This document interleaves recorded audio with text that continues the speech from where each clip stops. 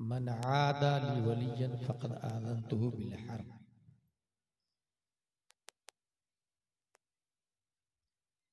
आमनतु बिर्रसूल क़ाल क़ाल शेख सअदी रज़ियल्लाहु अन्हु। जहाँ बिरादर न मानत बकस, दिल अंदर जहाँ आफरी बंदोबस्त। मकुन तकिया बरमुल के दुनिया व पुश्त के बिसियार कश जो तो परवरद व पुश्त। अक़ीदत व मोहब्बत के साथ मरकज़ी अक़ीदत अरवाहुना फ़िदा, जिनकी मौज से समंदर का तमव्वुज, जिनकी रोशनी से सूरज का तनव्वुर, जिनकी सांस से कायनात का तनफ़्फ़ुस, जिनकी मुस्कुराहट से यूनिवर्स का तबस्सुम, जिनकी खुशबू से गुलाबों का तअत्तुर, जिनकी हरकत से कमरैन का तहर्रुक, जिनके चेहरा मुबारक क़ाल अल्लाहु तआला फिल क़ुरआन वद्दुहा व क़ाल इमाम अहमद रज़ा खान, वो कमाल हुस्न हुजूर है कि गुमाने नक्शे जहां नहीं।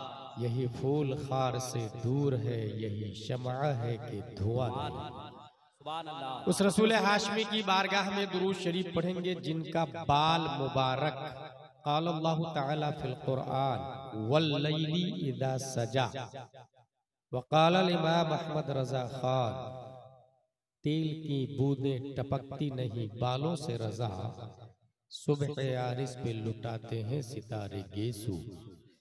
उस रसूल हाशमी की बारगाह में दुरूद शरीफ पढ़ेंगे जिनका दहन मुबारक क़ाल अल्लाहु तआला फिल क़ुरआन वमा यंतिक़ु अनिल हवा इन हुवा इल्ला वह्युन यूहा व क़ाल इमाम अहमद रज़ा खान, वो दहन जिसकी हर बात वह्य खुदा, चश्मे इल्म हिकमत पे लाखों सलाम।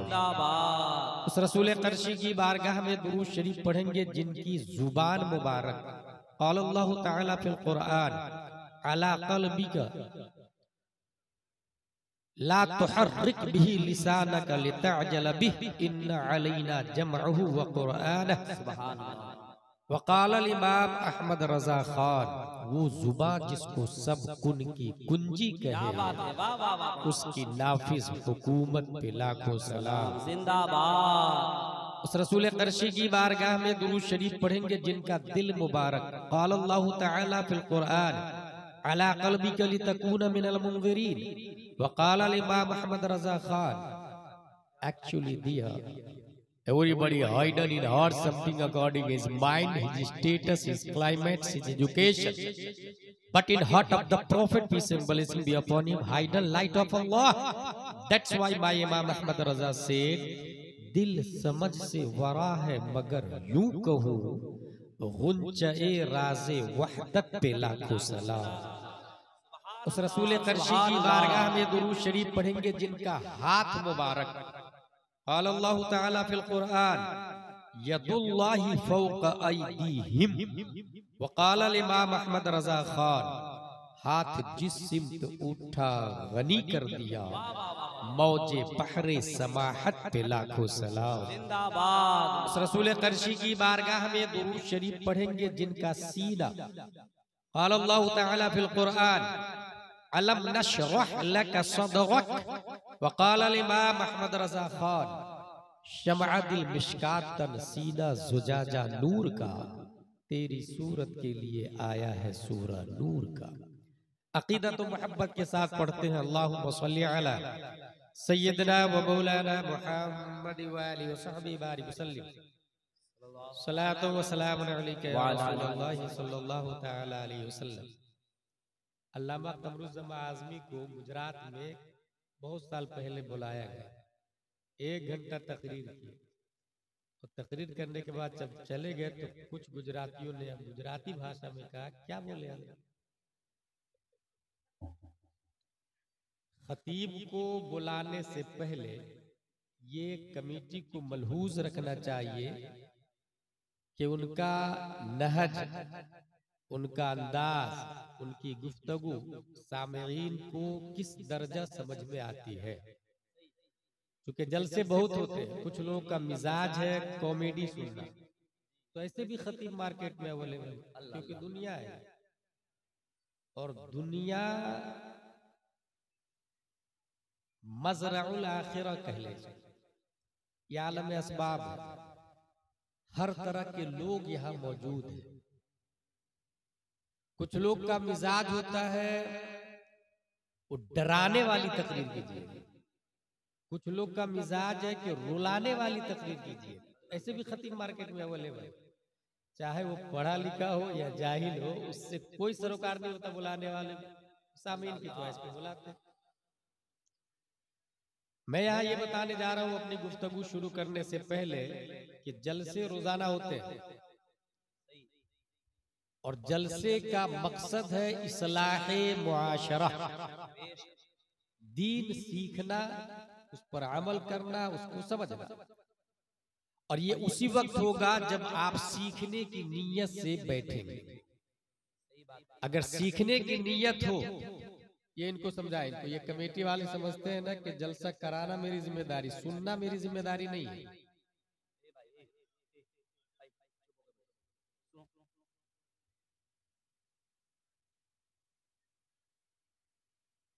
अगर सीखने की नीयत हो तो one sentence can change your life, एक बात ही आपकी जिंदगी बदलने के लिए काफी है। अगर सीखने की नीयत न हो तो ऐसे हजारों जलसे में आपकी शिरकत आमिलतुन नासिबतुन तस्ला नारन हामिया का मुतरादिब बनने में टाइम नहीं लेगा। क्योंकि मैंने तारीख का मुताला किया, एक खतीब ने सिर्फ 3 लाइन की तकरीर की, बस 3 लाइन की। वो तकरीर ये थी, अय्युहन नास ऐनल मफर अल बहरु मिन वराइक वल अदु अमामकुम वलैसा लकुम वल्लाहि इल्ला सिद्क़ वस्सब्र। मेरे भाइयों कहाँ जाओगे, सामने दुश्मन है, पीछे समंदर है जिसमें शार्क है, ब्लू व्हेल है, वो दोनों जान के दुश्मन है।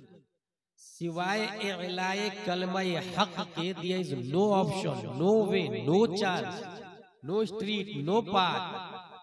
इस तकरीर को सुनने के बाद सुनने वाले 5000 क्या मजमा, उन्होंने तकरीर सुनी, कश्ती में आग लगाई और उसके बाद जो फाइट किया है उस तकरीर के असर से इतना मुतासिर हुए कि 800 साल तक कुफ्रो शिर्क की छाती पर मोहम्मदी झंडा लहराते। मुकर्रिर खुसूसी का नाम था हजरत तारिक बिन जियाद रज़ियल्लाहु ताला। सुभान अल्लाह।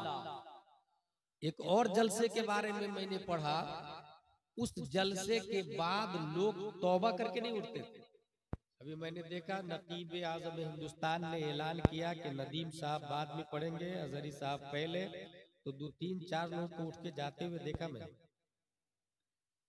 ये एक जाना हराम है या कुफ्र है या शिर्क है, ये एक अलग चैप्टर है, लेकिन उसके जाने से पहले उसकी सोच आई और वो सोच बदलेगी तो हालात बदलेंगे।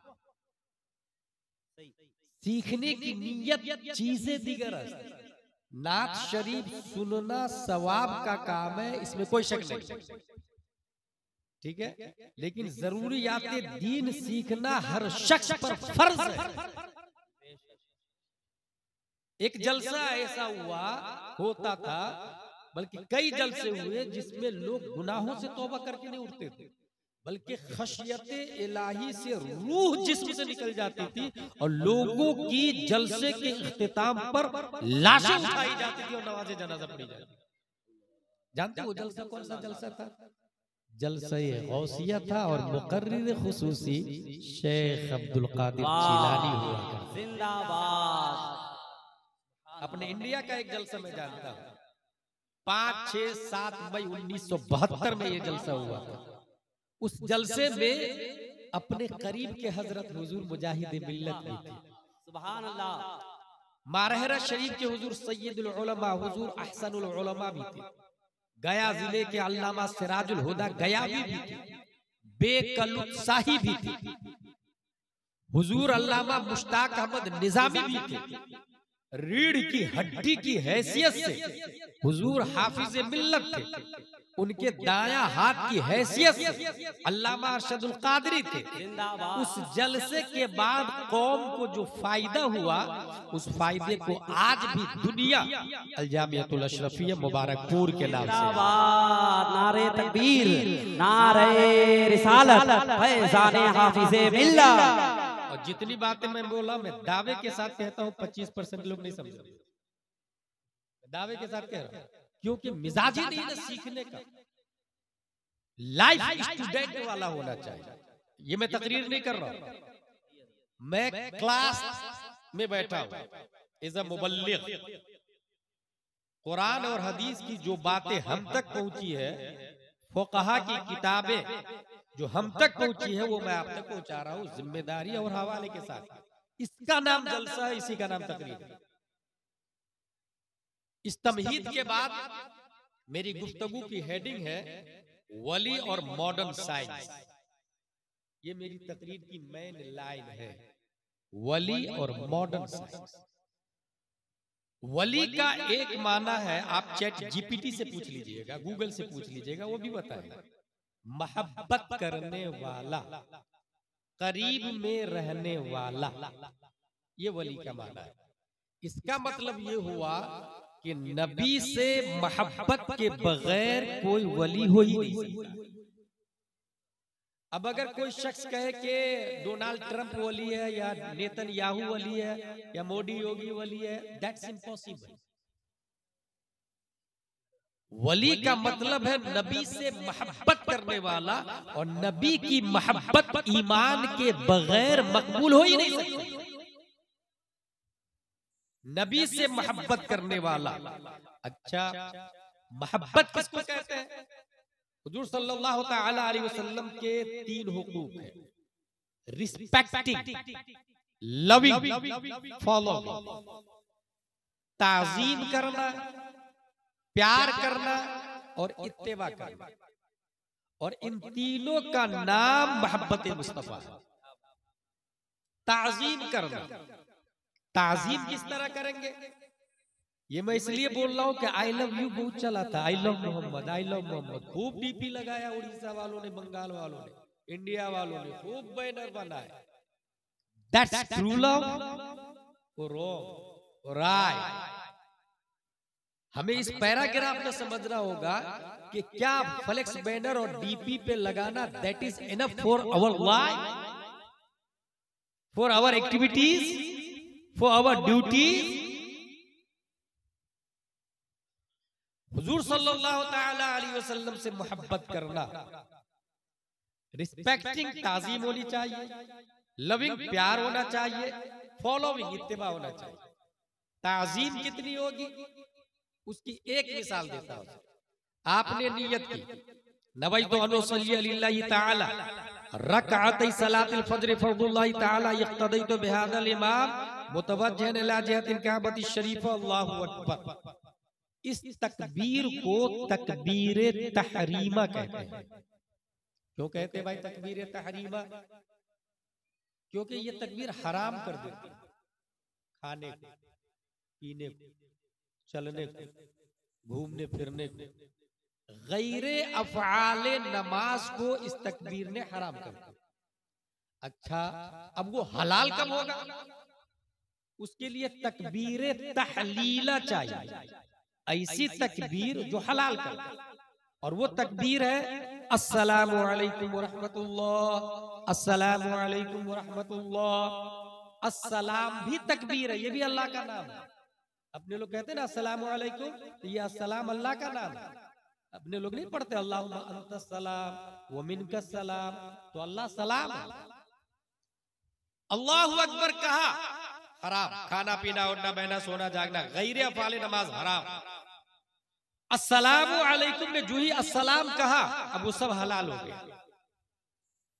नियत जो बाधी आपने और बाप बुलाया, जाना हराम।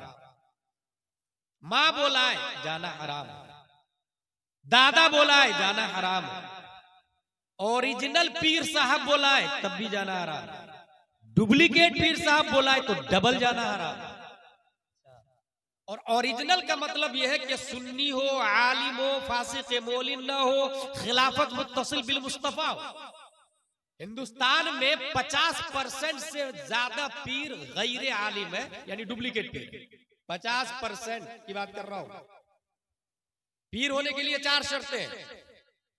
सबे सनाबिल शरीफ में देख ले या फतवा रज़विया शरीफ में देख ले। सुन्नी होना, क्योंकि पीर खुद ही सुन्नी नहीं है, तो सुन्नी जो नहीं है वो जन्नत में नहीं जाएगा। तो जब पीर जन्नत में नहीं जाएगा तो मुरीद भी जन्नत में नहीं जाएगा। कॉमन सेंस है ना भाई। ट्रेन का इंजन अगर थाना भवन की तरफ जा रहा है तो डब्बा बरेली थोड़ी पहुंचे, वो भी थाना भवन ही जाएगा। आलिम होना ये आस्तीन है, इस पर कबूतर ने बीट कर दिया। धो के नमाज पढ़ूं या बगैर धोए नमाज पढ़ूं, ये नूरुल ईज़ा का मसला, ये शरअ विक़ाया और हिदाया का मसला। जो आलिम नहीं है वो आस्तीन नहीं पाक कर सकता, तो दिल को क्या खाक पाक करेगा वो? इसलिए क्या शर्त है? आलिम होना, फासिक मोलिन ना होना, 10 अंगूठियां ना पहनता हो, बाल बड़े बड़े ना रखता हो, औरतों को तन्हाई में बैठा के घंटों तावीज नहीं लिखता हो। शराइते पीर में से अगर ऐसा करता हो फासिक है, फिर वो पीर नहीं हो सकता। हासिल ये कि नियत बांधी आपने, पीर बोला है जाना हराम, नेता बोला है हराम, कोई भी बोला है, अध्यक्ष, सेक्रेटरी, सदर, खजांची, कोई भी बोला है, इमाम साहब, आलिम साहब, मुफ्ती साहब, हराम। लेकिन नबी बोला है तो कुरान शरीफ में आया, या अय्युहल्लज़ीना आमनुस्तजीबू लिल्लाहि वलिर्रसूल इज़ा दआकुम, ऐ मोमिनो अगरचे तुम हालत नमाज में रहो, नबी बोला है तो लब्बैक व सअदैक कहो। अगर 2 रकात की नमाज है, नियत बांध दी आपने, 1 रकात के बाद नबी ने बुलाया, आप पर फर्ज है कि नबी की बात पर लब्बैक कहेंगे। नबी की बारगाह में गए, नबी ने कहा फला काम करो, आपने काम किया, काम में 5 मिनट लगा, 10 मिनट, 15, 20। अब सवाल यह है, वो जो 1 रकात छोड़ करके आए थे वो है या खत्म हो गई, वो फासिद है या सही है, वो बातिल है या कायम है? इस सिलसिले में विकाया, हिदाया, दिराया, गुरर, शरह, कंस, दकाइक, मुतून, शुरूह, फतावा, तमाम किताबों में ये मज़कूर है। वो 1 रकात बातिल नहीं हुई है, वो 1 रकात खड़ी इंतजार कर रही है, मेरा मुसल्ली आके मुझे पूरा करेगा, मेरा मुकम्मिल आके मुझे पूरा करेगा, मेरा मुतम्मिम आके मुझे पूरा करेगा। मसला ये है, आधा घंटा नबी के काम में लगा, उस पर लाजिम है नबी का काम खत्म करके जाए, वो 1 ही रकात पढ़ेगा, बिना करेगा, उसकी 2 रकात हो जाएगी। सवाल ये है, आधा घंटा जो नबी का काम किया उसकी नमाज फासिद क्यों नहीं हुई? अगर पीर का काम करे नमाज फासिद, इमाम का काम करता नमाज फासिद, माँ का काम करता नमाज फासिद, बाप का काम करता नमाज फासिद, मगर नबी का काम किया नमाज फासिद क्यों नहीं? तो किताबों में ये लिखा, जो नबी का काम है वो अल्लाह का काम है। नबी की बात पर अमल करना ये अल्लाह की इबादत है, और अल्लाह की इबादत से एक इबादत दूसरी इबादत को बातिल नहीं करती। बल्कि गुलाम जिलानी अज़हरी जिम्मेदारी से बोलता है, जिस नमाज में नबी ने बुला लिया उस नमाज से बेहतर कोई नमाज नहीं। नारे तकबीर, नारे रिसालत, अज़मते मुस्तफा। रिस्पेक्टिंग, लविंग, प्यार करना। सब लोग कह रहे हैं नबी से मैं प्यार कर रहा, नबी से मैं प्यार कर रहा। शेख सादी अपनी किताब में लिखते हैं, बुलबुला इश्क जब परवाना बेआमोज का सुख्तरा जाशुद वो आवाज न आयत। बुलबुल अगर इश्क सीखना है तो परवाने से सीख। शमक के गिर्द चक्कर लगा के जान तक दे दिया, और 1 बार भी नहीं बोला मैं आशिक के शमा हूं, 1 बार भी नहीं बोला आई लव यू शमा। जब परवाना बेआमोज का सोख्तारा जाशुद वो आवाज न आया। रिस्पेक्टिंग, लविंग, फॉलो, इत्तेबा, नबी की पैरवी। नबी ने दाढ़ी रखी, हम भी दाढ़ी रखी। नबी ने अमामा शरीफ पहना, हम भी पहने। नबी ने नमाज पढ़ी, हम भी पढ़ी। नबी ने झूठ नहीं बोला, हम भी नहीं बोले। नबी ने रोजा रखा, हम भी रखे। नबी ने लौकी शरीफ पसंद किया, हम भी पसंद करेंगे। एक ऐसा भी बाप था, क्या आप ऐसे बाप हैं?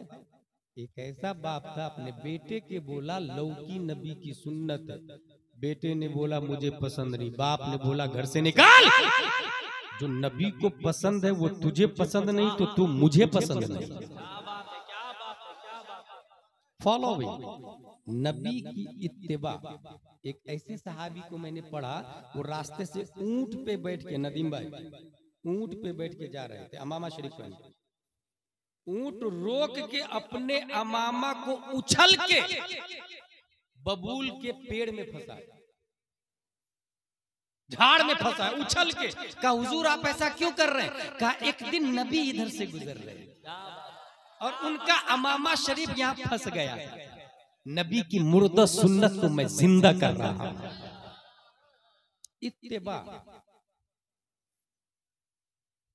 मोहब्बत की कुछ और मिसाल दे देता हूं। ग़ज़वा उहद के बाद कुफार मुशरिकीन ने साजिश की और ग़ज़वा बनी मुस्तलक मारिज़ वजूद में आता है रईसुल मुनाफिकीन उस जमाने का। अच्छा आज के जमाने में मुनाफिकीन है कि नहीं है? नामजद किसी को मुनाफिक कहना जायज नहीं। मैंने पहले कहा जो मैं बोल रहा हूं ना जिम्मेदारी से कुरान और हदीस और फ़ुक़हा की किताबों की रोशनी में बोल रहा हूं। और जलसे का वजूद इसीलिए हुआ है इस्लाहे मुआशरा, जिसमें अकीदा भी दाखिल है और अमल भी दाखिल है। नामजद किसी को मुनाफिक नहीं बोल सकते, क्योंकि आप जानते हैं उसके दिल में ईमान है कि नहीं। वो नबी थे जिन्होंने मुनाफिक को नाम ले ले के मस्जिद से भगा दिया, तू निकल तू निकल, अय्युल फुला उखरुज अय्युल फुला उखरुज। वो नबी थे और वही नबी फरमाते हल्ला शक्कता कल्बा, क्या तुमने उनके सीना को फाड़ के देखा है कि क्या लिखा हुआ है? आज के जमाने में किसी को अकीदतन मुनाफिक नामज़द नहीं कहा जाएगा, अमलन हो सकता है और वो एक अलग चैप्टर है।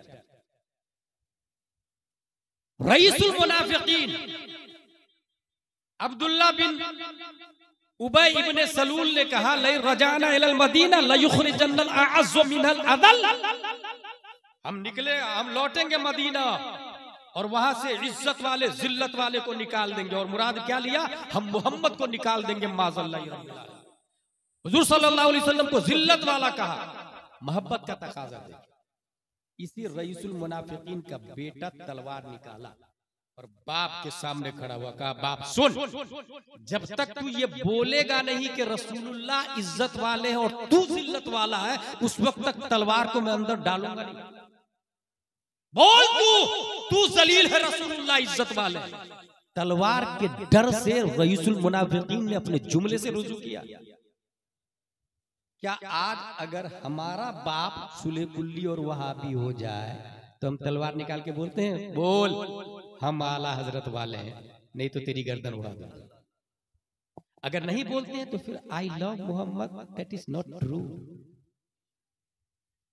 आपका अमल आपके कौल के खिलाफ है, आपका दिल आपकी डीपी के खिलाफ है।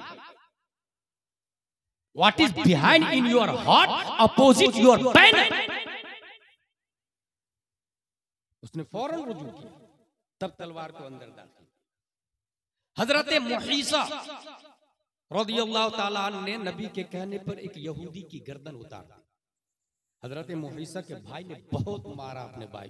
तुमने उस यहूदी को मारा जो कर्ज देता था, जो काम देता था, उसके अनाज का असर अभी भी हमारे बदन में, और उस यहूदी को तुमने मार दिया। जानते हैं हजरत मुहीसा क्या कहते हैं अपने भाई से? क्या आप अपने भाई से ऐसा बोल सकते हैं? हजरत मुहीसा फरमाते हैं सुन, नबी ने तो यहूदी को कहा कत्ल करने के लिए, मैंने कत्ल कर दिया। अगर नबी कहते तुझे मार डाल तो मैं तुझे भी कत्ल कर देता। I love Mohammad, that's true. हमारा भाई अगर बदमज़हब हो जाए, गौसे आजम का गुस्ताख हो जाए, नबियों को गाली देने लग जाए, तो क्या हम ये कर सकते हैं? अगर नहीं तो दैट्स नॉट ट्रू। जंगे बद्र है, हजरत अबू उबैदा ने अपने बाप को कत्ल कर दिया। मोहब्बत मुस्तफा दे। हजरत मुसाब बिन उमैर ने अपने भाई को कत्ल कर दिया। भाई के हाथ में रस्सी बंधी हुई थी। हजरत मुसाब बिन उमैर फरमाते हैं साहबा से मजबूत रस्सी बांधना, इसकी माँ बहुत मालदार है, फिदिया अच्छा मिलेगा।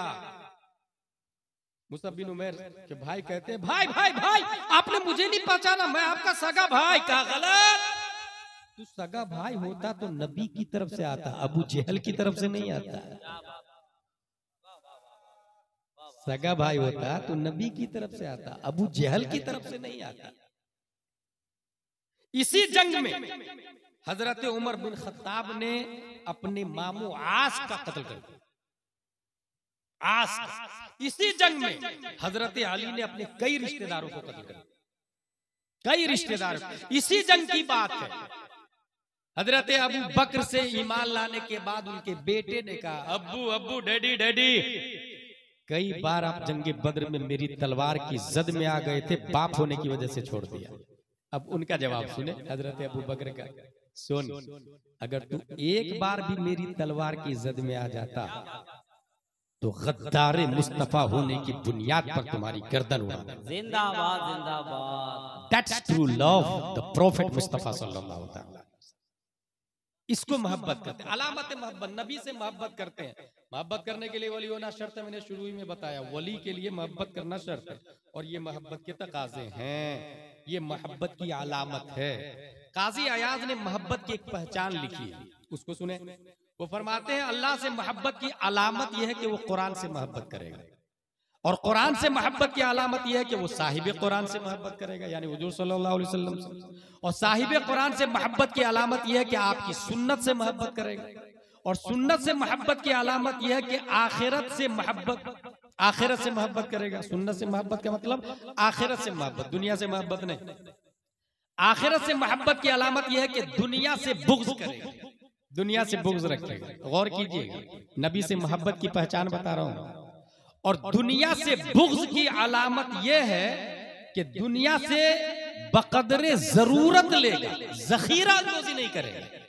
अब आप में कितने लोग हैं जिनकी एफडी है, बैंक बैलेंस है, 1 मकान 2 मकान 3 मकान 4 मकान है, कितने जोड़े कपड़े हैं। देखिए काजी अयाज क्या लिख रहे हैं, दुनिया से कदरे जरूरत लेगा, जरूरत से ज्यादा लेना ये मोहब्बत मुस्तफा की अलामत नहीं है। और कदरे जरूरत का मतलब यह है कि अगर रोटी चटनी से काम चल रहा हो तो बिरयानी खाना ये जरूरत में दाखिल नहीं है। मुस्तहब होना अलग डिपार्टमेंट है, जरूरत होना अलग डिपार्टमेंट है, याद रखिएगा। मुस्तहब होना अलग है, जरूरत होना अलग है, जायज होना अलग है। मैं जरूरत की बात कर रहा हूं। अगर रोटी चटनी से काम चल रहा हो, ऐसी सूरत में बिरयानी खाना ये जरूरत में दाखिल नहीं, जायज होना अलग है। इस मोहब्बत की इस अलामत को मैंने तलाशना शुरू किया। 1322 हिजरी में कोई ऐसा आदमी मिले जिसमें नबी की मोहब्बत की यह अलामत हो, नबी की मोहब्बत की यह पहचान किसी इंसान के अंदर हो। कोई इंसान ऐसा देखा आपने जिसके अंदर नबी की मोहब्बत की यह पहचान हो? हमने तलाशना शुरू किया। कर्नाटका में तलाशा, नहीं मिला। गुजरात में तलाशा, नहीं मिला। आंध्रा में तलाशा, नहीं मिला। तेलंगाना में तलाशा, नहीं मिला। यूपी में तलाशा, नहीं मिला। बंगाल में तलाशा, नहीं मिला। लेकिन जब उड़ीसा में तलाशा, 1322 हिजरी 8 मुहर्रमुल हराम और 22 मार्च 1904 में शेख अब्दुल मन्नान की पीठ से एक बच्चा तसर्रुफात की करवटें लेता हुआ रईस आजम उड़ीसा है, मगर अलामत मोहब्बत मुस्तफा उनके अंदर पाई गई। मैं समझ गया कि हवेली मेहमानों के लिए, बिरयानी मेहमानों के लिए, मगर खुद झोपड़पट्टी में रह रहे थे, रोटी चटनी खा रहे थे। बात समझ में आ गई कि 14वीं सदी हिजरी में अगर कोई मोहब्बत के इसमें यार पर उतरता है तो वो धामनगर का हबीबुर रहमान मुजाहिद मिल्लत है। जिंदाबाद, नारे तकबीर, नारे रिसालत, अज़मते मुस्तफा, दरबारे हुजूर मुजाहिद मिल्लत। वली के लिए क्या शर्त बताई मैंने? मोहब्बत नबी की होनी चाहिए, पहचान दे दी मैंने आपको। अब सुनिए, हमारे यहाँ भी इस जगह का नाम क्या है? चांदनीपुर।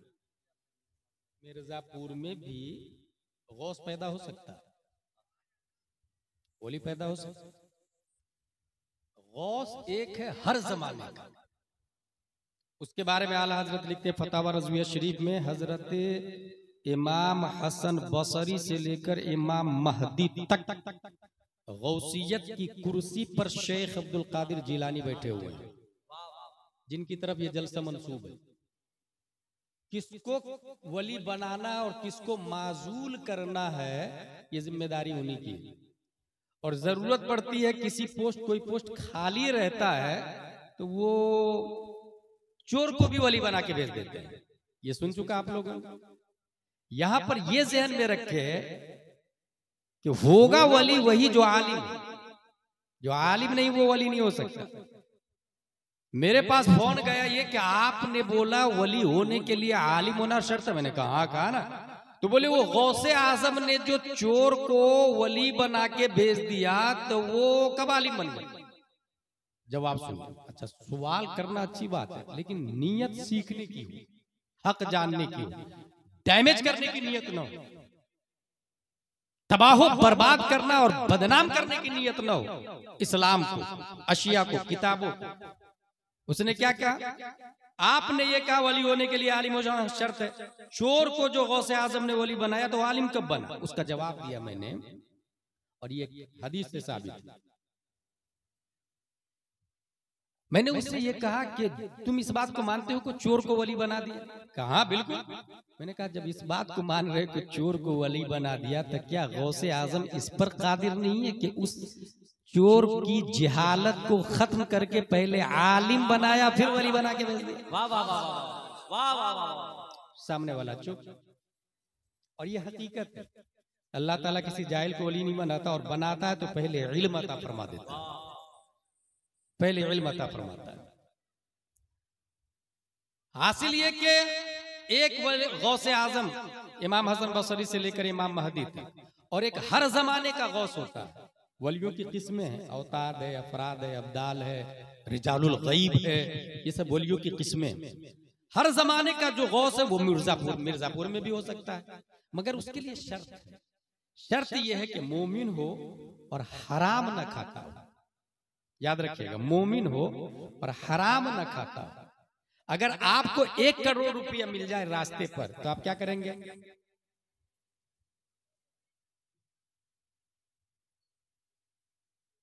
और से देखा, ये है गॉन और चला गया। ये हराम है या हलाल? ये हराम है।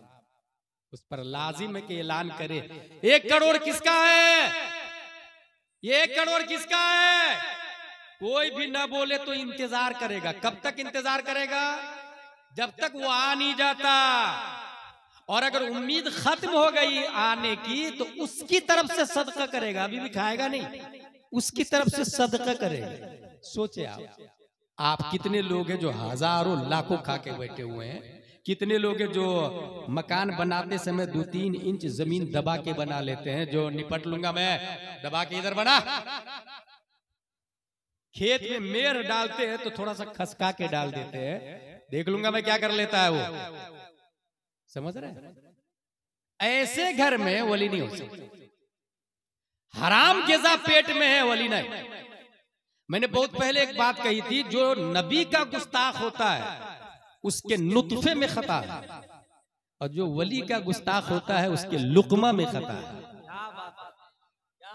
नबी का गुस्ताख नुत्फा में खता, वली का गुस्ताख लुकमा में खता।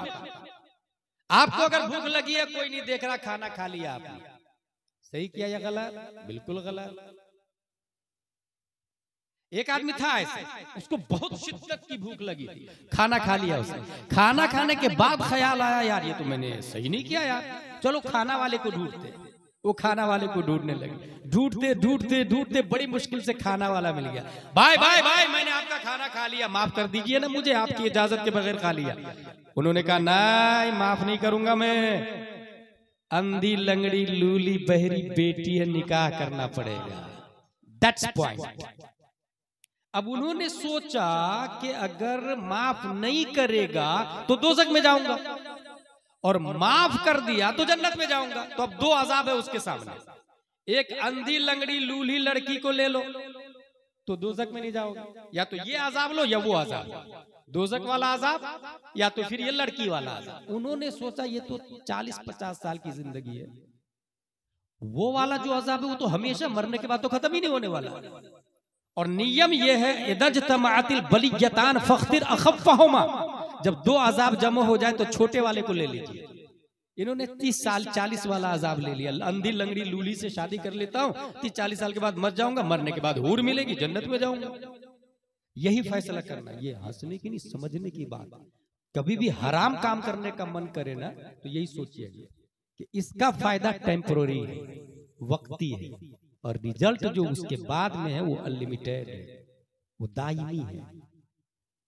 उसके बाद आगे आपने सुना होगा, रूम के अंदर गए तो बहुत खूबसूरत लड़की, ये आपने किससे सुना होगा? अपने इमाम साहब से। हाँ, ये जरूर शर्त है कि इमाम साहब अगर आलिम हो तो सुना होगा आपने। इमाम ही नाज रखा हो या गैर आलिम, तो इसमें फिर इमाम साहब की गलती या उलमा की गलती नहीं। कमेटी वाले क्या करते हैं भाई, इनको समझाए, उनको समझाए। तो मैंने क्या बोला बताए? लाखों रुपया जलसा में खर्च हुआ है ना, सिर्फ सुनने के लिए ना। अगर आपने सीखा ही नहीं कुछ तो फिर क्या फायदा हुआ इस जलसे से? ये उसी इमाम से सुनने को मिलेगा जो इमाम आलिम होगा, और इमाम आलिम उस वक्त होगा जब कमेटी माकूल तनख्वाह देगी। और माकूल तनख्वाह का मतलब यह है कि 40-50 हजार रुपया महीने का, कम से कम की बात बता रहा हूं, एक इमाम की तनख्वाह होनी चाहिए 40 से 50 हजार। लेकिन कुछ इतने नालायक लोग हैं, वो सोचते हैं कि अगर आलिम साहब आएंगे तो वो तकरीर करेंगे, ये हराम ये हलाल, इसलिए मैं आलिम को लाता ही नहीं, उस इमाम को लाता जो तकरीर ही नहीं करे। अल्लाह माज़ल्लाह रब्बिल आलमीन। ऐसी सोच कमेटी की भी है। कुछ ऐसे सदर साहब है जिसका शराब का कारोबार है, वो सोचते हैं आलिम साहब लाएंगे तो वो बोलेंगे शराब हराम, इसलिए आलिम ही को नहीं लाया। कुछ ने लाया और तकरीर की कि गर्लफ्रेंड रखना हराम, बॉयफ्रेंड बनाना हराम, और सिक्योरिटी का बेटा गर्लफ्रेंड रखे हुआ, सिक्योरिटी ने इमामी साहब को बदल दिया। माज़ल्लाह रब्बिल आलमीन।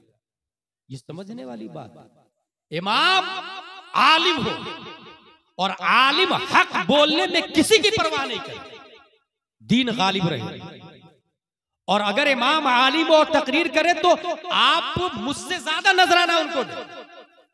वो हर जुमा आधे घंटे की तकरीर मुझसे अच्छी कर लेते हैं, मेहनत करके नई तकरीर करते। मैं एक तकरीर कई जगह कर लेता हूँ, वो आलिम साहब आपकी मस्जिद में नई तकरीर हर जुमा को करते हैं, इसलिए हर जुमा को 50 रुपया 100 रुपया मुसाफा भी किया। और यहाँ पर एक बात मैं जरूर बताता हूँ कि अगर मैं ये ऐलान करूं कि मस्जिद बनानी है, कौन देगा पैसा? हजरत मेरी तरफ से सरिया, मेरी तरफ से सीमेंट, मेरी तरफ से रेत, मेरी तरफ से पूरा मीनारा मेरी तरफ से बनेगा। हजरत मेरा नाम लिख लीजिए, एक साहब पूरा मार्बल मकराना से आएगा मेरी तरफ से। 5 करोड़ की मस्जिद 2 साल के अंदर बनके तैयार हो जाएगी। सही बोल रहा हूँ कि गलत? ऐसे करोड़पति है लोग उड़ीसा में, सही बोल रहा हूँ? अब वो 5 करोड़ की मस्जिद से जाके पूछे, मस्जिद साहब आप तो 5 करोड़ की हैं, बताइए ना वुजू में कितने फराइज है? मस्जिद बताएगी वुजू में 4 फराइज है, चेहरा धोना, हाथ धोना, मसा करना, पाँव धोना। मस्जिद साहब, मिंबर साहब आप तो मकराना से तशरीफ लाए, मार्बल साहब आप बताइए ना गुस्ल में कितने फराइज है? मस्जिद का मार्बल बोलेगा गुस्ल में 3 फराइज है, कुल्ली करना, नाक साफ करना, पूरे बदन पे पानी बहाना ना। आप झूमर साहब से पूछे, आप तो मुंबई से तशरीफ लाए, आप बताइए ना इस्लाम की बुनियाद कितनी चीजों पर है? झूमर बोलेगा इस्लाम की बुनियाद 5 चीजों पर है, तौहीद, नमाज, रोजा, ज़कात, हज। मतलब 5 करोड़ की मस्जिद साइलेंट है, वायलेंट इमाम है, मस्जिद साकित है, नातिक इमाम है, मस्जिद खामोश है, बोलता इमाम है। 5 करोड़ की मस्जिद और इमाम जाहिल और नाजरा खा हो, मिर्जापुर की जहालत का खात्मा नहीं होने वाला।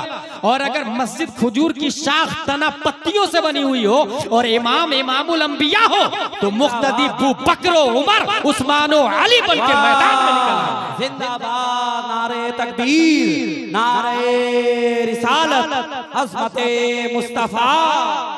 क्या कर रहा था? इमाम अच्छा होना चाहिए, माकूल तनख्वाह दे, अच्छा इमाम होना चाहिए। अच्छा इमाम आपको बता दिया होगा कि वो अंधी लंगड़ी लूली लड़की कौन सी थी। दरवाजे के अंदर दाखिल हुए तो उन्होंने देखा बहुत खूबसूरत लड़की है, पलट कर वापस आए, कहा मैं गलत लड़की के पास चला गया, कहा नहीं सही लड़की के पास गया।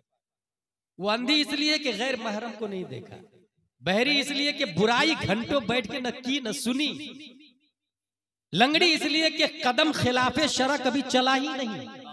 अब सोचे, गूंगी इसलिए कि जुबान से किसी की गीबत ही नहीं की।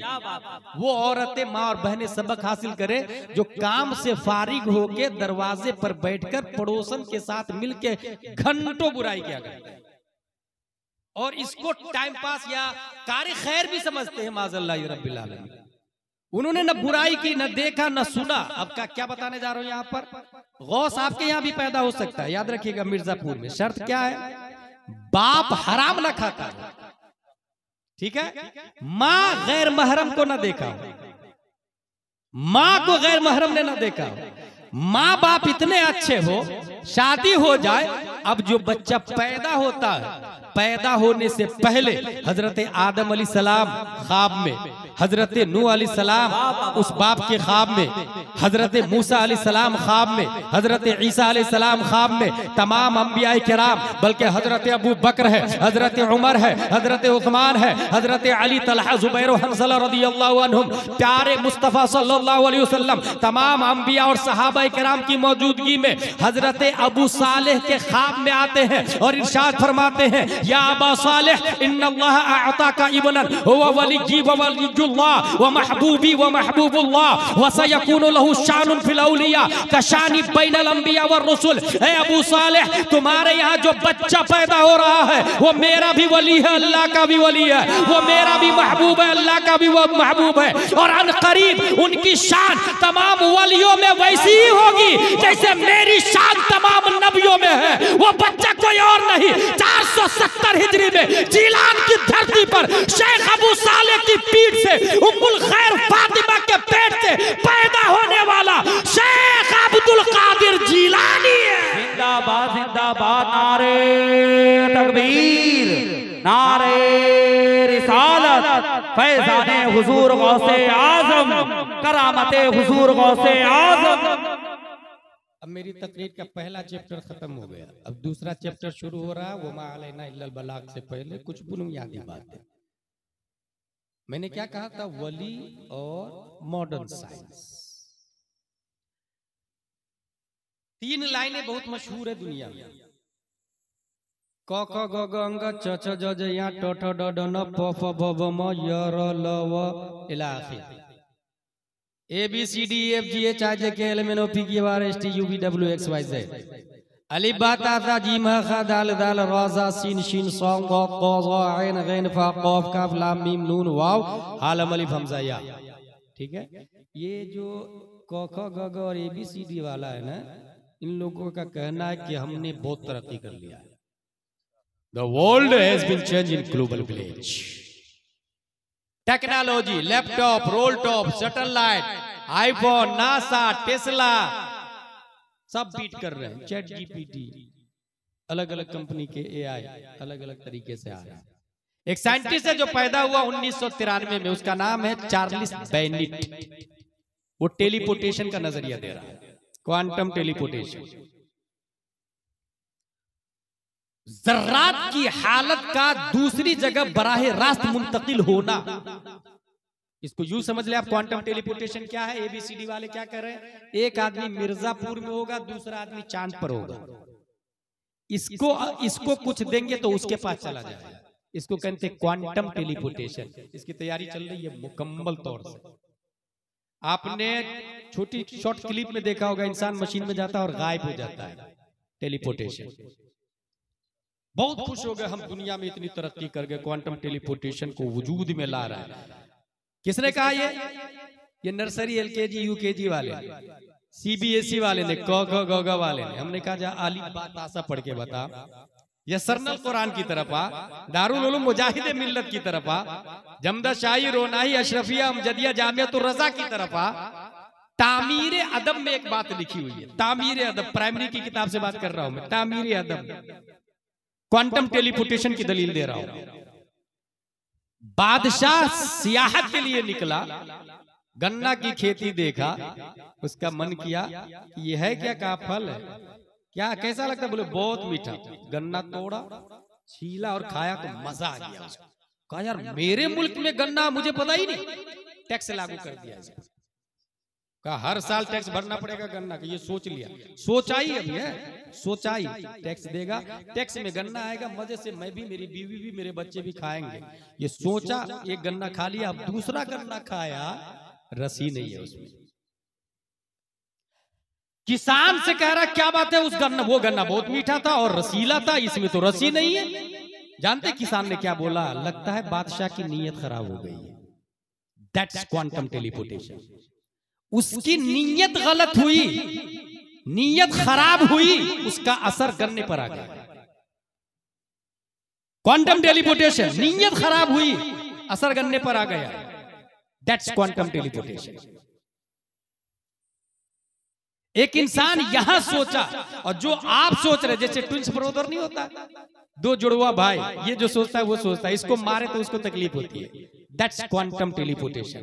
और इसकी दूसरी दलील मैं ये देता हूं कि ये तो 21वीं सदी ईस्वी है ना, पीछे पलटे 15वीं सदी हिजरी है ना, 14वीं, 13वीं, 12वीं, 11वीं, 10वीं, 9वीं, 8वीं, 7वीं, 6वीं, 470 हिजरी में शेख अब्दुल कादिर जिलानी पैदा होते हैं, और आप ही ने बैक वक्त 70 घरों में दावत को कबूल कर लिया। क्या बात है, वाह। Quantum teleportation. ये ग वाले अभी भी सक्सेस नहीं हुए हैं टेलीपोर्टेशन, और 900 साल पहले गौसे आजम ने प्रैक्टिकली करके दिखा दिया। वली और मॉडर्न साइंस याद रखिएगा। दूसरी दलील, एक साइंटिस्ट है जिसका नाम है डेविड हार्वे, ये भी ABCD वाला है, ये पैदा हुआ 1878 में। इसका कहना क्या है? Space time compression. आपके लिए 1 घंटा, दूसरे के लिए 1000 साल। आपके लिए 1 किलोमीटर, दूसरे के लिए 1000 किलोमीटर। ये पॉसिबल, ये बोल रहा है। कौन बोल रहा है? ये डेविड हार्वे। मैंने कहा यार ये कौन सी तू नई बात बोल रहा, और कौन सा दुनिया में तीर मार लिया तुमने, कौन सी चीजें डिस्कवर्ड कर ली तुमने? जरा कुरान शरीफ तो पढ़। या सरनल कुरान तामीर अदब कंप्लीट करके, अम्मा पारा कंप्लीट करके कुरान शरीफ तो पढ़ो तो समझ में आएगा। हजरत हुजैर अलैहिस्सलाम 100 साल तक ठहरे, और अल्लाह ने फरमाया कम लबिस्ता, काल लबिस्ता यौमन व बादा यौम। 100 साल के बाद कह रहे 1 दिन या आधा दिन ठहरा हुआ। उनके लिए आधा दिन, दूसरों के लिए 100 साल। इसी को कहते हैं टाइम कंप्रेशन। Time compression. अब रहा के स्पेस कंप्रेशन, आपके लिए 1 किलोमीटर, दूसरे के लिए 1000 किलोमीटर। ये आइंस्टाइन ने बाद में नजरिया दिया है, नदीम भाई। आइंस्टाइन का बाप था ये डेविड हार्वे, उसने ये पहली नजरिया दे दिया था उसे। किसी के लिए 1 किलोमीटर, किसी के लिए 1000 किलोमीटर। बहुत खुश हो गए कि नई चीज, तय मकानी मैंने दिया, मकान सिमट जाता। दुनिया के सामने न्यू थ्योरी पेश की, साइंसदानों का बाप बना, गिनीज बुक में नाम भी आया। मैंने कहा जरा इस्लाम को तो पढ़ ले। अलिफ लाम मीम सयक़ूल तिलकर रुसुलन तनालु वल मुहसनात ला युहिब्बु व इदा समिअ वलौ अन्ना क़ाल अल मलउ वअलमु यअतदिरुन व मा मिन दाब्बा व मा उबर्रिउ रुबमा सुब्हानल्लज़ी असरा बिअब्दिही लैलन मिनल मस्जिदिल हराम इलल मस्जिदिल अक़सल्लज़ी बारकना हौलहु लिनुरियहु मिन आयातिना इन्नहु हुवस समीउल बसीर। फतावा रज़विय्या में आला हज़रत लिखते हैं प्यारे मुस्तफा के बारे में, दराशब अज़ल अबदरा वाहिदिया व बिदायत व निहायत रा दरजत नुक्ता मुत्तहिदीन मुस्तफा शब-ए मेराज में माजी में भी गए थे, फ्यूचर में भी गए थे। बिगिनिंग और एंडिंग को एक डॉट में हमारे नबी ने 1400 साल पहले देख लिया है। जिंदाबाद नारे तकबीर, नारे रिसालत, अज़मते मुस्तफा, शाने मुस्तफा, पैगंबरे इस्लाम। अरे वो तो मेरे नबी है सल्लल्लाहु अलैहि वसल्लम। उनके बेटे के बेटे के बेटे के बेटे शेख अब्दुल कादिर जिलानी फरमाते हैं, अगर मैं मगरिब में रहूं और मेरा मुरीद मशरिक में, और उनको जरूरत पड़े तो वहीं से हाथ बढ़ा के, तय मकानी, तय मकानी, वली और मॉडर्न साइंस मेरा चैप्टर है, तय मकानी, यहीं से हाथ बढ़ा के मैं उसकी मदद कर देता हूं। तीसरा साइंटिस्ट है, उसका नाम है जेम्स प्रेस्कॉट जोल। जेम्स प्रेस्कॉट जोल ये पैदा हुआ है 1818 में। इसका नजरिया आया है। इसका क्या कहना है? Energy transformation. एक चीज अपनी हकीकत को बदल के दूसरी चीज में मुंतकिल हो जाती है। अच्छा, ये कॉमन है। इसने एक थ्योरी बनाई, एक ज़ाब्ता दिया। इसकी मिसाल दूं आपको। आप मोबाइल में व्हाट्सएप पे जाते हैं और व्हाट्सएप पे बोलते हैं नदीम रजा फैजी साहब अस्सलाम वालेकुम, तो वो लिखा के जाता है, बटन आता है उसका, लिखा के जाता है। यह है एनर्जी ट्रांसफॉर्मेशन, वॉइस को राइटिंग में कन्वर्ट कर दिया। और मिसाल दूं घर की, घर में कूलर जो चलता है तो उसमें पानी डालते हैं, पानी कहाँ जाता है? हवा बन जाता है। Energy transformation. बात करते हैं तो वहां लिखा के प्रिंट आउट होता है, एनर्जी ट्रांसफॉर्मेशन। माँ और बहनें घर में चूल्हा फूकती है, पाइप से फूक मारती है तो मुंह से हवा निकलती है, उधर जाके शोला बन जाता है, एनर्जी ट्रांसफॉर्मेशन। हमने कहा भाई ये जो ABCD पढ़ के तो सुपर पावर बन गया और कह रहा कि मैंने नई चीज डिस्कवरी की, ये कोई नई चीज नहीं है। अगर तो इस्लाम को पढ़ता तो कुरान शरीफ में आया फअल्क़ाहा फ़इज़ा हिय हय्यतुन तसआ क़ाल खुज़हा वला तख़फ़ सनुईदुहा सीरतहल ऊला। मूसा अलैहिस्सलाम से अल्लाह ताला ने फरमाया मूसा अपनी लाठी को जमीन पर रख। लाठी को जमीन पर रखा तो सीधा लाठी नहीं रही, अज़दहा बन गया। लाठी नहीं रही, अज़दा बन गया। मूसा अलैहिस्सलाम से अल्लाह ताला ने फरमाया खुज़हा वला तख़फ़ सनुईदुहा सीरतहल ऊला, एनर्जी ट्रांसफॉर्मेशन। पकड़, दोबारा उसको लाठी बना दूंगा। पकड़ा, दोबारा लाठी। हमारे नबी के बारे में नहीं सुना? जंगे बदर में हजरत अक्काशा की तलवार टूट गई। या रसूल अल्लाह मेरे पास तलवार नहीं है, खजूर की लकड़ी दे दिया उनको। वही खजूर की लकड़ी तलवार से ज्यादा काम कर रही है। जिंदाबाद जिंदाबाद। Energy transformation. बल्कि बाबा फरीद के बारे में यह है कि एक आदमी ला इलाहा इल्लल्लाह का वजीफा कर रहा था, सिर्फ ला, मोमिन नहीं था। ला इलाहा इल्लल्लाह, ला इलाहा इल्लल्लाह, ला इलाहा इल्लल्लाह। बाबा फरीद पहुंचे, चूंकि अल्लाह वाले तबलीग करते हैं। एनर्जी ट्रांसफॉर्मेशन की दलील दे रहा हूं। बाबा फरीद ने कहा तुम कहां तक पहुंचे? कहा अपने वजूद को मैं पानी में कन्वर्ट कर लेता हूं। ला इलाहा इल्लल्लाह, एनर्जी ट्रांसफॉर्मेशन। अपने वजूद को पानी में बदल लेता हूं। कहा बदल के बता। बाबा फरीद ने कहा बदल के बता। एक गड्ढा था, वो काफिर उस गड्ढे में गया और कहा ला इलाहा इल्लल्लाह, पूरा पंडित पानी में कन्वर्ट हो गया। बाबा फरीद ने चादर का एक कोना भिगोया, उसको रख लिया। उसने कुछ देर के बाद दोबारा कहा ला इलाहा इल्लल्लाह, दोबारा बन गया पंडित। बाबा फरीद से उसने कहा कि आप क्या करते? कहा मैं सिर्फ ला इलाहा इल्लल्लाह नहीं पढ़ता, मैं ला इलाहा इल्लल्लाह मुहम्मदुर रसूलुल्लाह का वजीफा करता हूं, और वो मोहम्मद रसूलुल्लाह पढ़ता नहीं। का फर्क क्या है? आप पूरा पढ़ते हैं, मैं सिर्फ इतना पढ़ता हूं। आप क्या कर सकते? कहा मैं भी कर सकता हूं ना, करके बताए। बाबा फरीद गए गड्ढे में और उसको एक कोना दूसरा वाला दिया। कहा जब मैं पानी बनूंगा ना तो ये कोने को उसमें डुबा ले, दूसरा कोना। बाबा फरीद ने कहा ला इलाहा इल्लल्लाह, बाबा फरीद पानी। उसने कोना दूसरा भिगो के निकाल लिया। बाबा फरीद ने दोबारा मुहम्मदुर रसूलुल्लाह, बाबा फरीद बन गए। एनर्जी ट्रांसफॉर्मेशन की दलील दे रहा हूं। अब उसने कहा कि फर्क क्या है? तुम सिर्फ ला इलाहा इल्लल्लाह पढ़ते हो, मैं मुहम्मदुर रसूलुल्लाह। फर्क जानना चाह रहे हो? तो ये तेरा वाला पानी है और ये मेरा वाला पानी है। उस पानी से बदबू आ रही थी और मुहम्मदुर रसूलुल्लाह वाला पानी से खुशबू आ रही थी। जिंदाबाद। मैं यहाँ सिर्फ ये बताने जा रहा हूं कि एनर्जी ट्रांसफॉर्मेशन ये कोई नई थ्योरी नहीं है। इन इस्लाम हैज बीन डन। और एक सबसे बड़ी और दलील दे दूं गौसे आजम के हवाले से। तमाम साइंटिस्ट ने मिलकर पूरी दुनिया को एक देहात बना दिया। मैं उससे पूछा कि दुनिया को कितनी छोटी किया? कहा हम 3 इंच के स्क्रीन पे हम दुनिया को दिखा सकते हैं, www.liveamerica.com। आप मोबाइल पे देखेंगे अमेरिका को, जूम करेंगे तो लॉस एंजल्स में पहुंच जाएंगे, न्यूयॉर्क में पहुंच जाएंगे, व्हाइट हाउस में पहुंच जाएंगे। ये हो रहा है, ये है 3 इंच का। इससे छोटी कर सकता क्या दुनिया को? कहा 2 इंच के स्क्रीन पर भी दुनिया को दिखा सकता हूं। इससे छोटी कहा 1 इंच के स्क्रीन पे भी दुनिया को दिखा सकता हूं। इससे छोटी कहा 1 इंच से छोटी तो कर तो सकता हूं, मगर दिखेगी नहीं, तस्वीर साफ नहीं आएगी, इमेज फट जाएगी।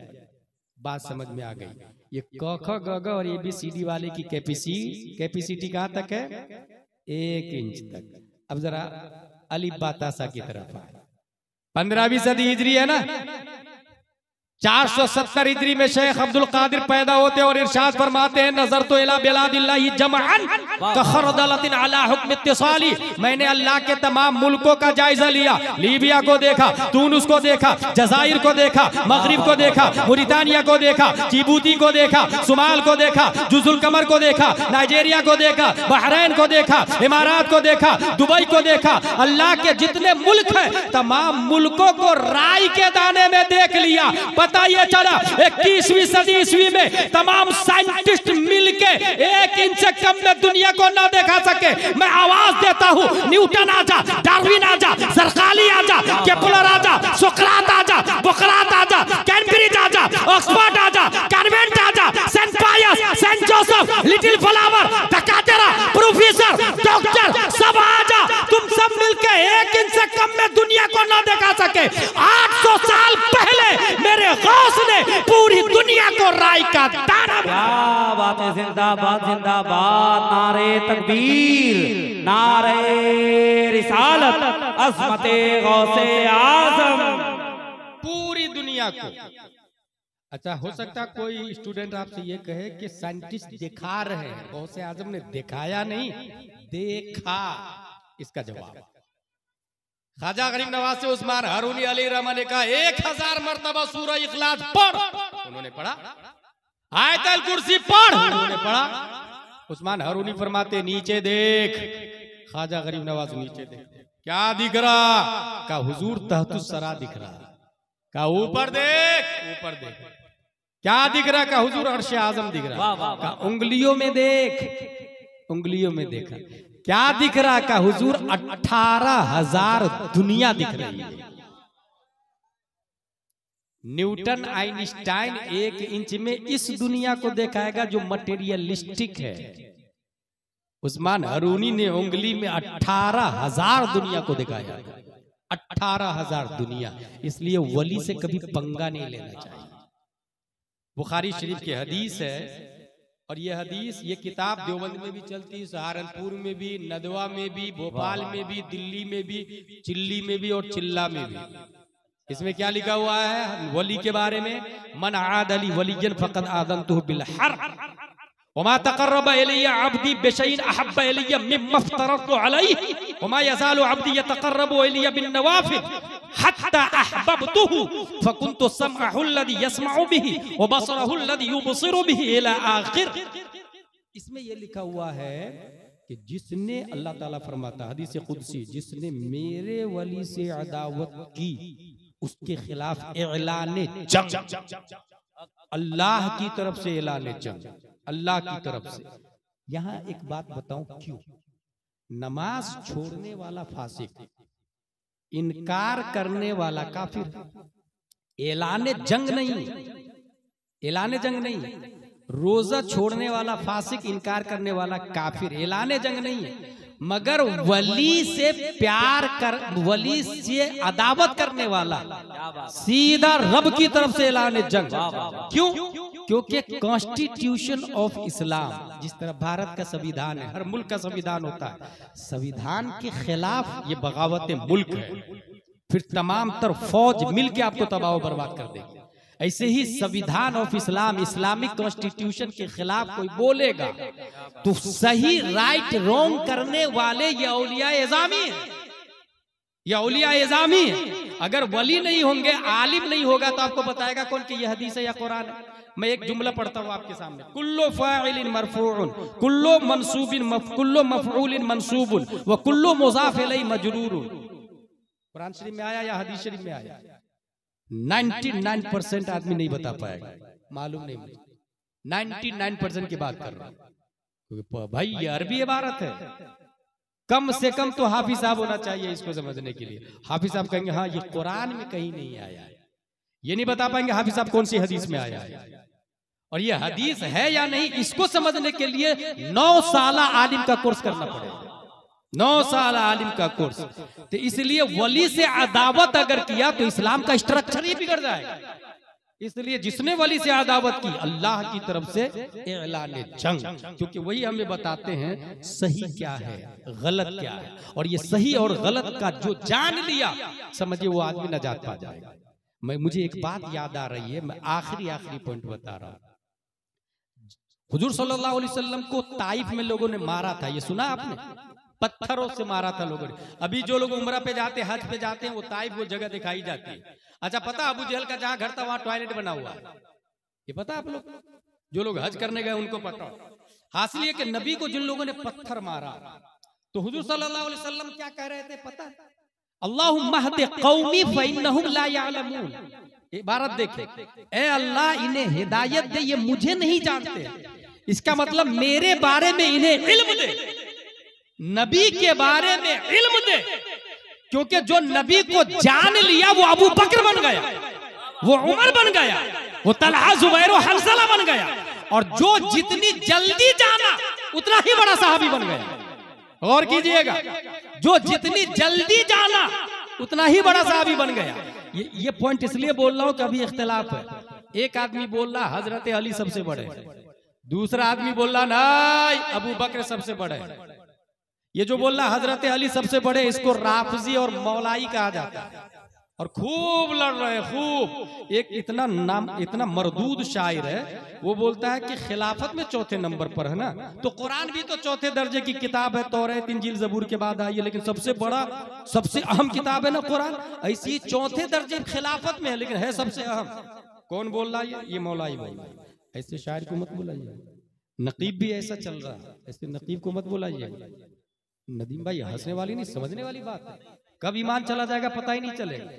इसलिए नकीब शायर खतीब को बुलाने से पहले अपने मोहल्ले के बासलाहियत इमाम और आलिम से राब्ता कीजिएगा, वही बताएंगे कि किसको बुलाना किसको नहीं बुलाना। अगर आपको लग रहा है इमामी सूलह कुल्ली है, तो अपने जो स्टेट के बड़े इदारे मरकजी लोग हैं, जैसे हमारे यहाँ दारुल उलूम मुजाहिदे मिल्लत है, वहां से पता करेंगे अगर शक हो तो कि हम इसको बुलाएं या नहीं बुलाएं। अब देखें क्या कह रहे हैं मौलाई लोग। हजरत अली दा पहला नंबर, हजरत अली सबसे बड़े। अच्छा, तमाम तर लोगों का इत्तेफाक है कि सबसे बड़े हजरत अबू बकर सिद्दीक है, लेकिन मैं आपको लॉजिकली दलील देता हूं बड़े कैसे हैं और बड़ा क्यों होता है। एक आदमी ये बोल रहा है कि सबसे बड़े बहादुर हजरत अली है और सबसे बड़े आलिम भी हजरत अली है, तो जो सबसे बड़े आलिम और सबसे बड़े बहादुर हो वही सबसे बड़े सहाबी है। और खैबर के किले को बू बकरो उमर ने उखाड़ा नहीं था, हजरत अली ने उखाड़ा था। इसका मतलब सबसे बड़े बहादुर। नबी ने फरमाया अना मदीनतुल इल्म व अलीयुन बाबुहा, मैं इल्म का शहर हूं, अली उसके दरवाजे हैं। इसका मतलब सबसे बड़े अल्लामा। तो सबसे बड़े सहाबी भी यही है। कौन बोल रहे हैं? ये मौलाई राफजी लोग ये बोल रहे हैं। अब आइए मैं आपको सही दलील देता हूं किताबों से, अहले सुन्नत व जमात की किताबों से। हजरत अली से पूछा गया, हजरत आप बताइए ना सबसे बड़े बहादुर कौन है तमाम सहाबा में, और सबसे बड़े अल्लामा कौन है? हजरत अली से पूछा गया। दुनिया के तमाम मौलाई और राफजियों से कहूंगा, अगर हजरत अली से प्यार हकीकत में है तो हजरत अली की बात पे अमल करना शुरू कर दे। आज से अमल करना शुरू कर दे। हजरत अली जवाब देते हैं, हुवा आलमुना व अशजाउना। ऐ साइल सुन, तमाम सहाबा में सबसे बड़े बहादुर भी अबू बकर है और सबसे बड़े अल्लामा भी अबू बकर है। सबसे बड़े बहादुर भी और सबसे बड़े अल्लामा भी। हजरत अली से कहा कि सबसे बड़े बहादुर वो कैसे हो गए? खैबर के किले को तो आपने उखाड़ के फेंका था। कहा ना, जंगे बद्र में हम थे, हम 313 थे और वो लोग 950, और हर सहाबी के मुकाबिल में कोई ना कोई काफिर है, हर सहाबी के मुकाबिल में। बल्कि एक सहाबी को मुकाबिल में, एक सहाबी के मुकाबिल में राउंड फिगर में ले तो 3 काफिर। ठीक है, एक सहाबी के मुकाबिल में 3 काफिर। सहाबी जाते थे जहन्नम रसीद करते थे और वापस आते थे, दूसरे सहाबी जाते थे, ये होता था। गौर कीजिए, 313 950। हजरत अली फरमाते हैं कि हम में हर एक के मुकाबला में कोई ना कोई काफिर, लेकिन 950 काफिर का टारगेट सिर्फ मुस्तफा है। 950 कुफार मुशरिकीन सोच रहे कि नबी को मार दो, न रहे बांस न बजे बांसुरी माजल्ला। अबू जहल एंड कंपनी सोच रही है नबी को टारगेट करो, उसको खत्म कर दो, मामला खत्म हो जाएगा। मतलब ये हर सहाबी के मुकाबले में 3 काफिर, लेकिन 950 के मुकाबले में तन्हा मुस्तफा है। उनके मुकाबले में अब ऐलान हुआ सहाबा में कौन है जो नबी का बॉडीगार्ड रहेगा, कौन है जो नबी का खादिम रहेगा, कौन है जो नबी की झोपड़ी के गेट पर चौकीदारी करेगा। नबी के लिए झोपड़पट्टी बनाई गई थी, उस झोपड़पट्टी का नाम था अरीश।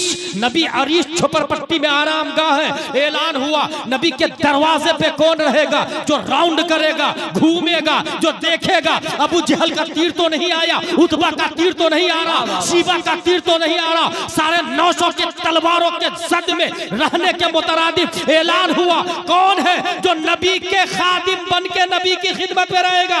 हजरत अली फरमाते मा दाना मिन्ना अहदुन इल्ला अबू बकर, हम में कोई आगे नहीं बढ़ा सिवाय अबू बकर के।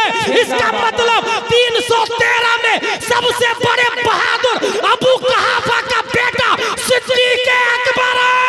जिंदाबाद, नारे तकबीर, नारे रिसालत, हज़रत अबू बकर सिद्दीक। मौलाइयो, राफियो, शियो, अगर सर्रा बराबर गैरत है, जहालत से दोस्ती नहीं है, इल्म से दोस्ती है, तो आओ हजरत अली की बात मान लो ताकि तुम्हें पता चल जाए और तुम भी मोहब्बत का हक अदा करो और मैं भी मोहब्बत का हक अदा करता हूँ। फिर हम दोनों मिलके साथ में ये कहते हैं अहले सुन्नत का है बेड़ा पाला साहब हुजूर, नज्म है और नाम है इतरत रसूलुल्लाह। नारे तकबीर, नारे तबाही मचा के रख दिया लोगों। स्टेजों पर आ गए, मदरसों में आ गए, खानकाहों में जगह दी जा रही है। ऐसे शायर को उम्र का टिकट दिया जा रहा, माज़अल्लाह रब्बिल आलमीन, हज का टिकट दिया जा रहा, माज़अल्लाह रब्बिल आलमीन। कहां चला गया हमारा दीन, कहां चला गया शऊर, कहां चला गया इदराक। सबसे बड़े बहादुर कौन? हजरत अबू बकर। सबसे बड़े अल्लामा। अब इसकी एक लॉजिकली दलील दो। इस किताब, इस ये डायरी है मेरी, इसमें मैं लिखता हूं तकरीर, फिर आप लोग को सुनाता हूं क्योंकि मैं कमजोर आदमी हूं। लिख करके, याद करके, मेहनत करके तकरीर करता हूं। लेकिन इसको अगर आप पढ़ना चाहें तो इसको कौन पढ़ पाएगा? इसमें इंग्लिश भी है, हिंदी भी है, फारसी भी, अरबी भी। जिसको चारों लैंग्वेज आती है जाहिर सी बात। इसमें क्या क्या लिखा हुआ है कौन जानेगा? जो इसको पढ़ेगा। बार बार यही है ना, आलिम ऑक्सफोर्ड में पढ़ने वाले को नहीं कहते, आलिम नाम है नबी को पढ़ना। और नबी को किसने कितना पढ़ा, सफर में, हजर में, हर जगह नबी के साथ में कौन रहे? सबसे ज्यादा नबी के साथ में जिंदगी गुजारने वाले हजरत अबू बकर सिद्दीक रज़ियल्लाहु ताला अन्हु की ज़ाते गिरामी है। हजरत, इसलिए और नबी को पढ़ना ही इल्म है, याद रखिएगा। एक और पॉइंट बता दूं, हमारे नबी तमाम नबियों में सबसे अफजल क्यों है? क्योंकि सबसे ज्यादा रब के करीब हमारे नबी सल्लल्लाहु अलैहि वसल्लम, ठीक है। और हमारे नबी के सहाबा में सबसे बड़े वही होंगे जो हमारे नबी के सबसे ज्यादा करीब होंगे। एक दलील दे दी। अब सबसे बड़े अल्लामा हजरत अबू बकर है, उसकी दलील ले। ऐलान हुआ, साहबा किराम बैठे, नबी तकरीर कर रहे, करते करते करते नबी ने फरमाया, बुखारी शरीफ की हदीस है, इन्नल्लाह खय्यर अब्दन बैन दुनिया व बैन मा इंदल्लाह फख्तार ज़ालिकल अब्द मा इंदल्लाह फबका अबू बकर। नबी तकरीर कर रहे कि लोगों, अल्लाह ने एक बंदे को 2 ऑप्शन दिया, दुनिया व आखिरत। उस बंदे ने आखिरत को कबूल कर लिया। ये तकरीर नबी कर रहे थे, सहाबा तकरीर सुन रहे हैं। सुनते सुनते हजरत अबू बकर सिद्दीक रोने लगे, बहुत रोए, बहुत रोए, बहुत रोए। दूसरे साहबी ने कहा, हुजूर आप क्यों रो रहे हैं? नबी ने तो आम बंदे के बारे में बात की है, तो आप क्यों रो रहे हैं? हजरत अबू बकर फरमाते हैं, आम बंदे के बारे में नहीं बात की, खुद नबी ने अपने बारे में बात की है। और अनकरीब नबी का इंतकाल होने वाला। नबी के जुमले से ये समझना कि नबी का इंतकाल होने वाला है, कितना बड़ा मुफ्ती चाहिए, कितना बड़ा मुजतहिद चाहिए, कितना बड़ा अल्लामा होना चाहिए। एक और मिसाल दे दूं, फतावा रज़विया के कुछ इबारत को दीमक खा गया था। हाफिज अल्लामा अब्दुर रऊफ बलियावी दीमक खाए हुई इबारत को अपनी तरफ से लिखते थे, इस यकीन के साथ कि आला हजरत ने इस जुमला के बाद यही जुमला लिखा होगा। कितना इल्म चाहिए आला हजरत की इबारत को समझना, और इस इबारत के बाद यही इबारत होगी, अपनी तरफ से लिखना, कितना इल्म चाहिए इसके लिए। नबी के जुमले से ये इस्तिदलाल करना कि नबी का इंतकाल होने वाला है, तमाम सहाबा में किसी के दिमाग में ये बात नहीं आई सिवाय हजरत अबू बकर के। इसका मतलब ये हुआ हजरत अबू बकर सिद्दीक से बढ़ के कोई आलिम ही नहीं। हजरत अबू बकर सिद्दीक से बढ़ के तौहीद और रिसालत के शहदाई कोई आलिम नहीं। इसलिए दुनिया के तमाम मौलाई और हाफियों से कहूंगा कि इस्लाम को समझे, हकीकत को समझे, और बगैर सोचे समझे एतराज करना, टिप्पणी करना, जैसे चैनल के जरिए बहुत तबाही मचाई है। चैनल के जरिए कोई किसी के खिलाफ भी बोल देता, अच्छा सही भी बात रहे तो टीआरपी बढ़ाने के लिए चैनल वाले कट करते, हेडिंग अपनी तरफ से डालते, हुआ रहता अंडा और कहते हैं बच्चे के 4-5 बच्चे भी हो गए, और फिर खूब मार्केट में वायरल सिर्फ टीआरपी बढ़ाने के लिए। अभी हाल ही में मैंने खुद एक अपनी क्लिप देखी और उसमें ये आया कि देखो इन्होंने अजहरी साहब ने क्या बोल दिया, क्या बोल दिया, क्या बोल दिया, जबकि वो अली अली अली के हवाले से मैंने 4 साल 5 साल पहले कहा था। उसमें लफ्ज ये था कि उस शब्बीर को बुलाया काले आदमी को, लफ्ज क्या काले। हमारा रद्द कर रहा है एक आदमी क्लिप में, कौन है नहीं मालूम, बोले उसने कलवा बोला। देखिए काले और कलवा में फर्क है, गौर कीजिएगा। काले ये रंगो नस्ल का जिक्र तायीन के लिए ये जायज है, तौहीन व तस्गीर के लिए नहीं। मिसाल के तौर पर हजर अस्वद, काला पत्थर, गुंबद खजरा, हरा गुंबद। आला हजरत फरमाते हजर अस्वद काबे जानो दिल, यानी मोहरे नबुव्वत पे लाखों सलाम। मुसव्वदा किताब छपने से पहले जब वो रफ पोजीशन पर किताब होती है ना, उसको मुसव्वदा कहते हैं। मुसव्वदा का मतलब ये काला किया हुआ। तो तायीनो तशखीस और मरहले बयान करने के लिए जायज है। किसी का रद्द करने से पहले ये जहन में रहे इमालुल कलाम औला मिन इहमालिही, आकिल बालिग के कलाम को मुहमल और लग़्व करार देने से बेहतर है उसे बामाना करार देना। इसलिए मैं उन जो लोग टीआरपी बढ़ाने के लिए बड़े उलमा को टारगेट करते हैं, खुतबा को या अच्छे आदमी को टारगेट करते हैं, उन लोगों के लिए नसीहत है, हिसाब तो उन्हें भी देना पड़ेगा। उसमें मैंने ये कहा था अली अली का जिक्र हो तो ऐसा जलसा गैर शऊरी तौर पर अहले तशय्यो को प्रमोट करता है। लफ्ज पे गौर कीजिएगा, गैर शऊरी तौर पर। ये गैर शऊरी क्या होता है भाई साहब?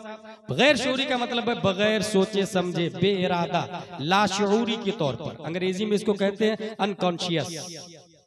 और गैर शऊरी तौर पर जो होता है उसमें शरीयत का हुक्म ही नहीं लगता है, शरीयत गिरफ्त नहीं करती। जैसे सोते सोते आप किसी को गाली दे, फांसी का हुक्म नहीं लगेगा आप पर।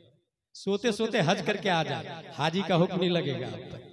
सोने में ज़कात दे दे, ज़कात अदा नहीं होगी आपकी। गैर शऊरी तौर पर, लफ्ज मेरा गौर कीजिएगा क्या था, गैर शऊरी तौर पर। मुफ्ती आज़म हिंद का एक शेर है, बेखुदी में सजदे दर या तवाफ, जो किया अच्छा किया फिर तुझको किया। आला हजरत का शेर, बेखुदी में सजदे दर या तवाफ। आला हजरत ही का ना, जिम्मेदार आप ही होंगे। जो किया अच्छा किया फिर तुझको किया, नज दिया सब तज दिया फिर तुझको किया। यही सब है ना उसमें, तुझको किया। तो ये जो आला हजरत का कलाम है, इसमें जो ये लफ्ज आया है बेखुदी, तो ये है बेशऊरी, बेइरादी, गैर इख्तियारी। इस पे शरीयत का हुक्म नहीं लगता। मैंने क्या कहा है, गैर शऊरी तौर पर, इसलिए अली अली करने वाले पर शरीयत का हुक्म नहीं लगाया मैंने। गैर शऊरी तौर से ये जलसा अहले तशय्यो की तरफ जाता है। ये जुमला बहुत नफातुल्लाह और शरीयत के दायरे में समझने के लिए दरसे निजामी चाहिए। अनकॉन्शियस, जैसे मैंने कुछ मिसालें दे दी आपको। अच्छा, बेशऊरी में कुछ होता है तो शरीयत का हुक्म नहीं लगता। हजरत अली की हदीस है, अन अली रज़ियल्लाहु अन्हु क़ाल रुफ़िअल क़लम अन सलास, अनिल नाइम हत्ता यस्तयक़िज़, व अनिल सबी हत्ता यहतलिम, व अनिल मजनून हत्ता युफ़ीक़। 3 लोगों से शरीयत ने कलम को उठा लिया। नंबर 1 जो सो रहा है, शरीयत का कलम उठा हुआ है, कुछ भी करे सोने में। मैंने बताया ना नदीम भाई, ज़कात दे अदा नहीं होगी, उसे देना पड़ेगा बाहर आकर। बच्चा जब तक बालिग ना हो जाए, और पागल जब तक होश में ना आ जाए। तो हमने कहा गैर शऊरी तौर से ये जलसा अहले तशय्यो की तरफ जाता है। उसने गिरफ्त की कि ये उलमा ने कहा, किस आलिम दीन ने कह लिया।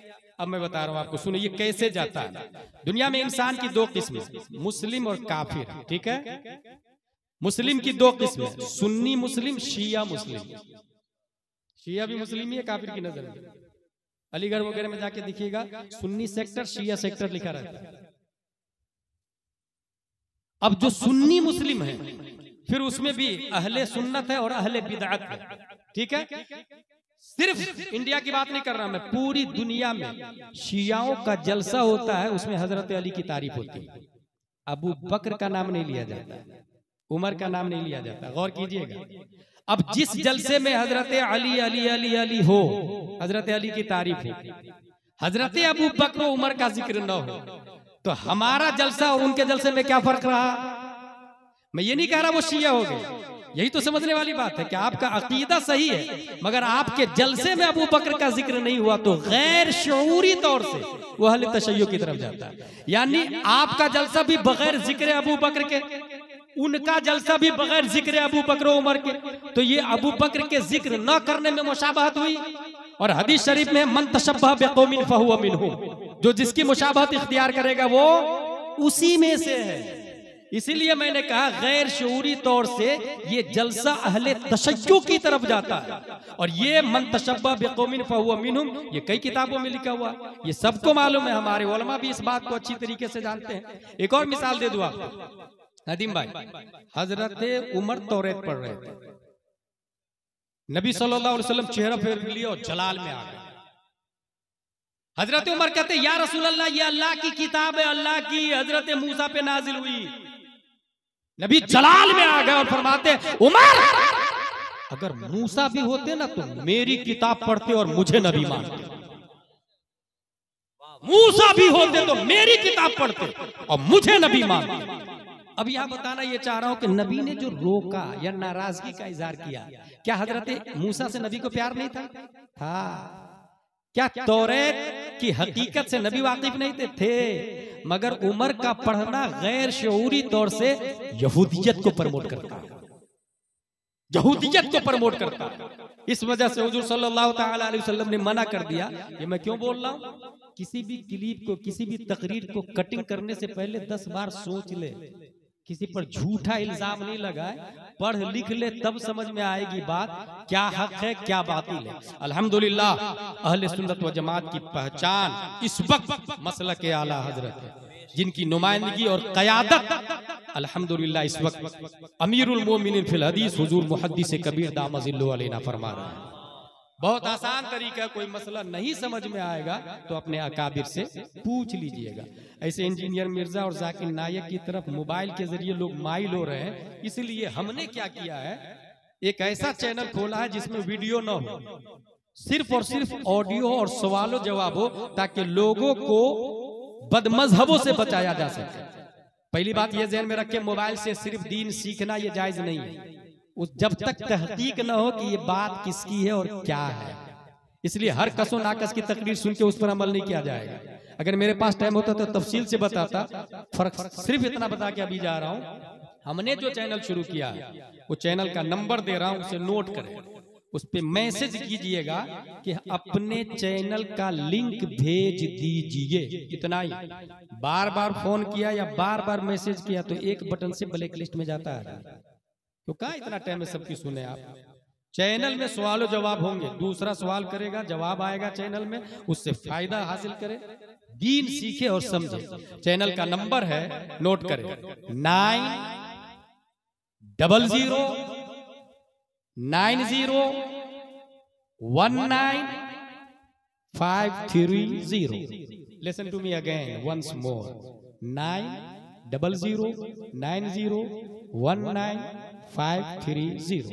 अल्लाह तबारक व तआला हम सबको कुरान शरीफ, हदीस शरीफ, फिक़्ह शरीफ पढ़ने, समझने, अमल करने की तौफीक अता फरमाए। वमा अलैना इल्लल बलाग। अस्सलामु अलैकुम।